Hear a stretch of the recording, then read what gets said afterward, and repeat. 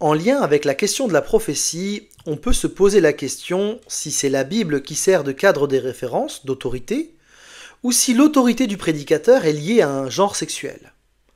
Si certains considèrent que l'usurpation d'autorité est liée au fait de parler à des hommes, d'autres théologiens considèrent que c'est plus le fait de prêcher à côté de la Bible qui pose problème. Alors il me semble là qu'il faut signaler dans le débat protestant évangélique une étrange intrusion catholique qui passe un peu trop inaperçue. La seule autorité normative pour le chrétien évangélique, c'est la Bible et non pas une personne, même si elle avait des dons extraordinaires. C'est bien la parole de Dieu qui sert de référence. L'Église, elle est centrée autour de la parole et non autour d'un clergé ordonné. C'est une différence majeure entre protestants et catholiques. Je vais expliquer. Chez les catholiques, il y a église là où il y a un évêque dûment ordonné par un autre évêque. Vous avez une transmission du ministère apostolique depuis Pierre jusqu'à l'évêque de Luçon, par exemple, par ordination. Et c'est parce qu'il y a un évêque à Luçon qu'il y a une église en Vendée.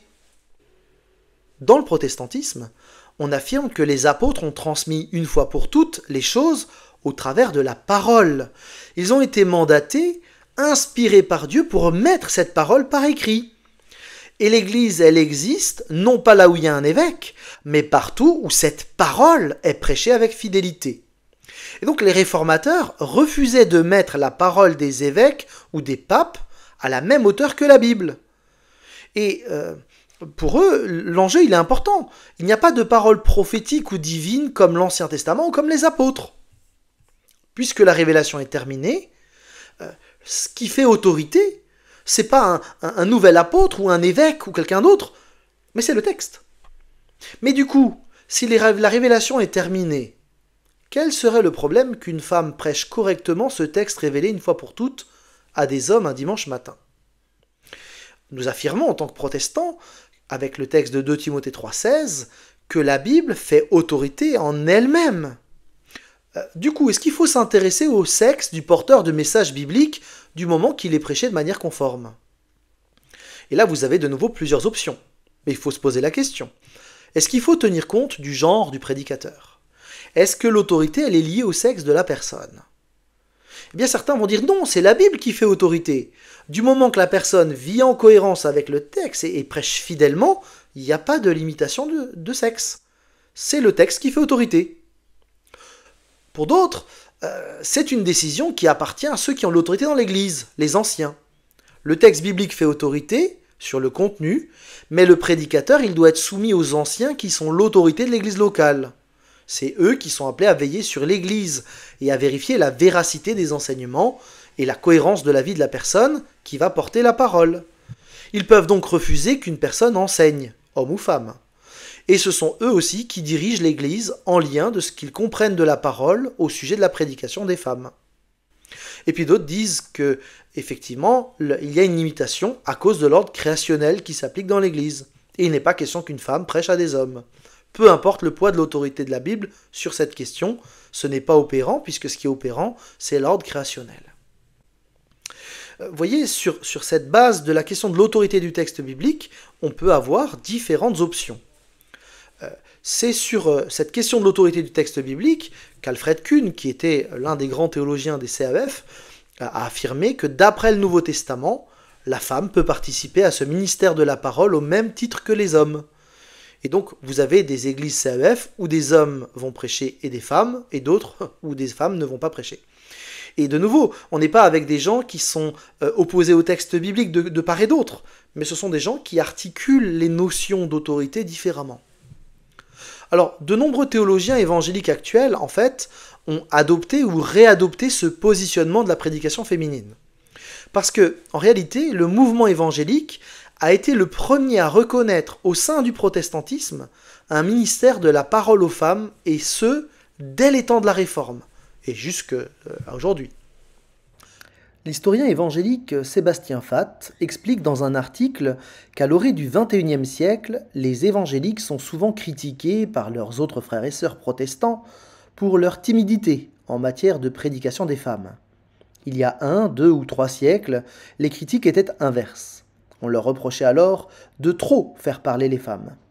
En effet, au sein du protestantisme, le courant de la réforme radicale évangélique s'est distingué par son audace. La femme y a joué un rôle sensiblement plus important que dans les autres branches de la Réformation. Pour la petite histoire, il faut préciser quelque chose qui est assez intéressant. En fait, en Europe continentale, à la suite des réformateurs, de leur haute vision de l'autorité de la Bible, et aussi de la haute vision qu'ils avaient, que les femmes peuvent apporter à l'Église, à l'opposé parfois des catholiques, la question de la prédication des femmes, en fait, elle ne faisait pas vraiment débat. Les crises successives, les persécutions vont d'ailleurs largement favoriser la prise de parole des femmes, même si elles restent malgré tout marginales. Mais elles ne posaient en tout cas pas de difficulté. Par contre, la question va apparaître en particulier dans les pays anglo-saxons où ça va être un grand débat. Et après la Deuxième Guerre mondiale, les missionnaires américains venus pour annoncer l'évangile en Europe continentale vont amener avec eux un certain nombre de débats qui n'existaient pas en Europe continentale jusqu'alors. Le débat sur la création, mais aussi le débat sur la place de la prédication féminine. Et donc, vous voyez, cette question de la prédication féminine, c'est pas une réaction à un mouvement de prise de pouvoir des femmes, mais en fait, un débat outre-Atlantique qui a été apporté en Europe continentale après-guerre. On peut revenir à la question de l'autorité, qui en fait est fondamentale, vous l'avez bien compris.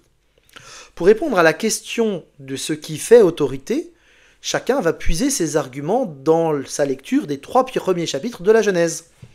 Et on l'a vu ensemble tout à l'heure, il y a 5 grandes options en ce qui concerne la primogéniture d'Adam. Et tous ne sont pas d'accord à ce sujet. Pour certains, il n'y a pas de primogéniture, c'est un texte symbolique. Pour d'autres, il y a une primogéniture mais sans impact. Pour d'autres, il y a une autorité de l'homme en toute chose sur la femme. Pour d'autres, il y a une autorité de l'homme dans l'Église, avec des variations sur l'application. Et puis, enfin, pour d'autres, il y a bien une autorité de l'homme, mais dans le cadre du couple marié. Alors évidemment, selon la lecture que vous adoptez, vous allez insister ou non sur l'autorité liée à un genre sexuel. Alors on peut aller un tout petit peu plus loin à cet endroit et parler de l'autorité. Parce que plusieurs éléments sont à noter, et ça évite des dérapages qui sont liés à un mauvais usage de l'autorité, quelle que soit la manière dont on comprend Genèse 1 à 3. En fait, tout le monde reconnaît que Dieu est le seul qui a de l'autorité en lui-même. C'est Dieu qui est le seul souverain, le maître, le roi des rois. On a beaucoup de versets de la Bible qui affirment que son autorité est l'expression de sa souveraineté universelle et éternelle. Il ne saurait donc pas y avoir une autorité ontologique de l'homme sur la femme, à moins de se considérer l'égal de Dieu. Ce qui veut dire que pour les humains, toute autorité est toujours une délégation d'autorité de la part de Dieu. Et que chaque humain va devoir rendre compte de la délégation d'autorité qui lui a été confiée. Donc l'exercice de l'autorité est toujours à comprendre comme étant à vivre devant Dieu. Là, tout le monde est d'accord, quelle que soit l'interprétation. Par exemple, on dit à raison que nous sommes gestionnaires et pas propriétaires de la terre. En effet, c'est au Créateur qu'appartient toute chose. Et le Créateur a délégué son autorité aux humains pour gérer sa création. On va avoir à rendre compte de notre gestion. Et ici, c'est bien à l'humain, homme et femme, que la responsabilité a été déléguée. Il ne sera pas possible de dire devant le roi des rois « Ah, désolé, je ne savais pas que je ne devais pas polluer, je suis une femme » ou « Désolé, je suis un jeune sans emploi » ou « Désolé, je suis un papy » ou « Désolé, je ne suis pas pasteur ». Enfin, c'est la responsabilité de l'humanité devant Dieu de bien gérer la création. C'est bien chaque humain qui a reçu de Dieu une autorité, une responsabilité donc à ce sujet-là. Ainsi, avec l'autorité, il y a une responsabilité qui se vit en face de Dieu. Et cette autorité, elle s'exerce donc dans un cadre précis. Je ne suis pas responsable des choix des autres par rapport à la création. Je suis responsable de ma part. Et je peux jouer un rôle prophétique, je peux interpeller, je peux questionner, je peux avertir, je peux secouer verbalement, mais je ne peux pas assumer une responsabilité qui n'est pas la mienne. Moi, je ne suis pas le patron total. Mais par contre, je peux réfléchir à mon usage de l'essence. On peut aussi affirmer que l'autorité, elle est donc limitée à une sphère qui me concerne. Si je suis citoyen ou président de la République, je n'ai pas tout à fait la même sphère d'autorité. De même, si je suis mari, père, citoyen, ancien d'une église, gouvernant, eh bien, je vais devoir exercer des autorités différentes, en me soumettant à d'autres en fonction de la sphère où j'évolue. Si je suis pasteur, j'ai une certaine autorité dans l'église. mais en sortant, en prenant la voiture, si j'ai un paroissien qui est gendarme, je vais devoir me soumettre à son autorité, etc., etc. Le plus important finalement, c'est que cette autorité m'est confiée par Dieu et je vais devoir l'utiliser pour la gloire de Dieu, pour que ma vie soit un témoignage clair de ce qu'il est. Il existe donc différentes sphères où s'exerce une autorité. La création, la société, la famille, le couple, l'Église. Et en fait, à ces sphères correspondent visiblement des personnes qui ont reçu une délégation d'autorité de la part de Dieu et qui doivent le faire d'une manière qui honore Dieu. Pour la création, c'est l'humanité. Pour la société, ce sont les gouvernants. Pour la famille, ce sont les parents. Pour le couple, et c'est là où ça commence à débattre, est-ce que l'homme a une responsabilité particulière ?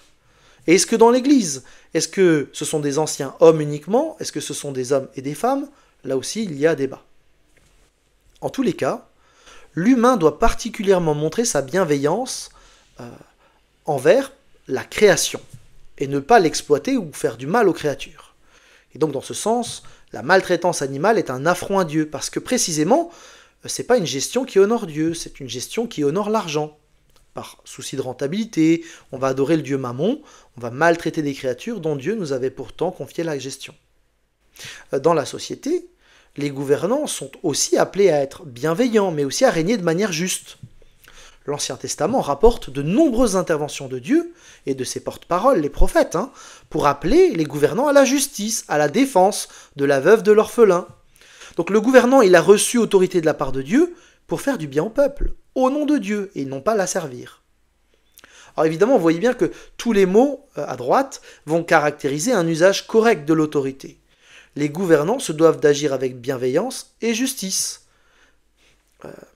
Donc j'insiste à chaque fois sur une notion clé, mais toutes ces notions sont valables dans toutes les sphères, parce que cette manière de vivre l'autorité reflète la personne et la gloire de Dieu. Dans la famille, ce sont les parents qui doivent agir envers les enfants avec amour et bienveillance, les élever sous le regard du Seigneur et de manière juste. Il est demandé aux enfants de respecter l'autorité des parents, et il est demandé aux parents d'agir pour leur bien. On notera ici que la parole de Dieu mentionne expressément les pères qui ne doivent pas exaspérer ou provoquer, mais agir comme Dieu le Père. Notre manière d'être père dit à nos enfants quelque chose du Père céleste. Ceci dit, c'est bien honore ton père et ta mère. Il y a vraiment cet équilibre-là qui est trouvé, qui est posé par le texte biblique. Dans le couple, nous l'avons largement dit, il s'agit de collaborer ensemble pour la gloire de Dieu, et si on considère que l'homme a reçu autorité dans ce cadre, eh bien, cette autorité doit s'exercer dans un bon fonctionnement du couple appelé à honorer Dieu. Ça peut prendre des formes variées, mais clairement, ce qui est visé, c'est la collaboration du couple pour la gloire de Dieu. Et de même, dans l'Église, les anciens hommes ou anciens hommes et femmes ont reçu l'autorité de la part de Dieu pour permettre à l'ensemble de l'Église de grandir et de servir Dieu. Ce qui implique une part de discernement des dons et des ministères, mais aussi de l'accompagnement et de l'encouragement à la prise de responsabilité. Vous voyez, dans tous les cadres, il n'est jamais question pour une personne qui a reçu l'autorité de la part de Dieu de régner sur les autres de manière abusive ou d'agir comme un commandement en chef. Non, il s'agit d'une autorité de service qui vise la gloire de Dieu et le bien de ceux qui sont sous son autorité. En fait, c'est ça l'autorité d'un point de vue biblique.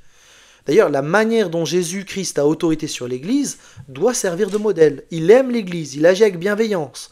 Il aime au point de donner sa vie pour elle. Il l'accompagne, il l'encourage, il valorise, il fait collaborer l'Église avec lui, il veille sur elle et l'invite à prendre ses responsabilités. Malheureusement, c'est pas toujours comme ça que l'autorité a été comprise.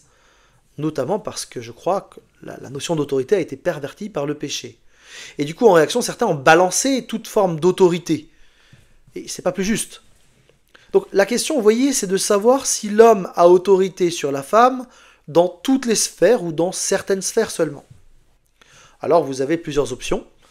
Certains disent oui, l'homme a autorité partout, c'est un ordre créationnel, et donc un homme a autorité sur les femmes dans tous les domaines, dans son entourage. Pour d'autres, l'homme a autorité sur la femme, mais pas dans la société, mais dans le couple, dans la famille, dans l'Église. C'est là où l'homme a une priorité sur sa femme, et il doit jouer un rôle prioritaire dans la famille. l'Église étant décrite comme une famille, il en irait de même. Pour d'autres, l'homme n'a pas autorité dans toutes les sphères, mais dans l'ordre institutionnel du mariage, c'est le mari qui a autorité sur sa femme. Et donc une femme célibataire n'est pas soumise aux hommes de l'Église. Et puis d'autres disent non, en fait, il n'y a pas d'autorité intrinsèque liée au genre sexuel. En fait, vous voyez, la question c'est de savoir si l'autorité de l'homme dans le cadre du couple se transfère à toutes les autres sphères de vie. Et ceux qui considèrent qu'il y a un ordre créationnel disent que oui, dans toutes les sphères, et d'autres affirment que l'homme a bien une autorité dans le cadre du couple, mais que c'est pas évident que cette autorité se transfère aux autres sphères. Bref. En fait, on revient encore une fois à la manière dont les uns et les autres interprètent Genèse 2 et 3 et l'ensemble des données.